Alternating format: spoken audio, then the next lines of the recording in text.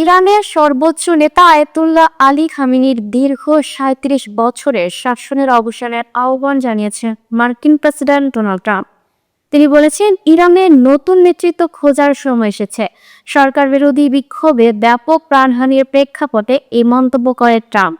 এদিকে ট্রাম্পের বক্তব্যকে কঠোর ভাষায় প্রত্যাখ্যান করে ইরানের অভ্যন্তরীণ পরিস্থিতির জন্য যুক্তরাষ্ট্র ও ইসরায়েলকে দায়ী করেছে খামেনি। বিস্তারিত দেখুন প্রতিবেদনে। ইরানের সর্বোচ্চ নেতা আয়াতুল্লাহ আলী খামেনির ৩৭ বছরের শাসনের অবসানের আহ্বান জানিয়েছেন মার্কিন প্রেসিডেন্ট ডোনাল্ড ট্রাম্প। তিনি বলেছেন, ইরানের নতুন নেতৃত্ব খোঁজার সময় এসেছে। সরকার বিরোধী কয়েক সপ্তাহের বিক্ষোভে কয়েক হাজার মানুষ নিহত হওয়ার পর স্থানীয় সময় শনিবার ১৭ জানুয়ারি মার্কিন সংবাদ মাধ্যম পলিটিকোকে দেয়া এক সাক্ষাৎকারে ট্রাম্প এ মন্তব্য করেন।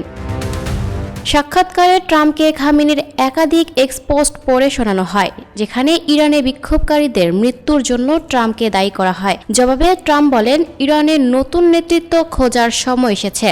ট্রাম্প আরও বলেন, দমনপীড়ন ও সহিংসতার উপর নির্ভর করে ইরানি শাসকরা টিকে আছে। একটি দেশের নেতা হিসেবে তিনি যে অপরাধ করেছেন তা হলো পুরো দেশকে ধ্বংসের দিকে ঠেলে দেয়া এবং আগে কখনো না দেখা মাত্রায় সহিংসতা ব্যবহার করা। দেশ পরিচালনার দিকে মনোযোগ দেওয়ার বদলে তিনি ক্ষমতায় টিকে থাকতে হাজার হাজার মানুষকে হত্যা করেছেন। খামেনিকে ইঙ্গিত মার্কিন প্রেসিডেন্ট বলেন, লোকটি অসুস্থ মানুষ, তার উচিত নিজের দেশটা ঠিকভাবে চালানো এবং মানুষ হত্যা বন্ধ করা।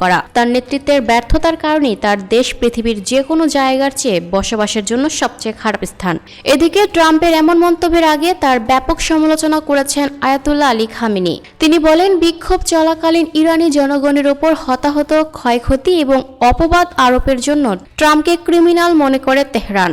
শনিবার ১৭ জানুয়ারি ইরানি সংবাদ মাধ্যম খামেনির উদ্ধৃতি দিয়ে জানায়, ইরান বিরোধী সর্বশেষ বিক্ষোভটি ভিন্ন ছিল কারণ মার্কিন প্রেসিডেন্ট ব্যক্তিগতভাবে এতে জড়িত হয়েছিলেন। খামেনি বলেন, বিদেশি সম্পর্কিত ব্যক্তিরা ব্যাপক রক্তপাত ও ধ্বংসযজ্ঞের জন্য দায়ী। তিনি বলেন, ইসরায়েল ও মার্কিন যুক্তরাষ্ট্রের সাথে যুক্ত ব্যক্তিরা ব্যাপক ক্ষয়ক্ষতি করেছে এবং কয়েক হাজার মানুষকে হত্যা করেছে, যা ২ সপ্তাহেরও বেশি সময় ধরে ইরানকে বিপর্যস্ত করে রেখেছে। Lucky Akter, up to date news, Dhaka. দর্শক, এই ছিল আপ টু ডেট নিউজের সর্বশেষ আপডেট। পরবর্তী আপডেট সবার আগে পেতে আপ টু ডেট নিউজের ফেসবুক পেজ এবং ইউটিউব চ্যানেলের সাথেই থাকুন। ধন্যবাদ।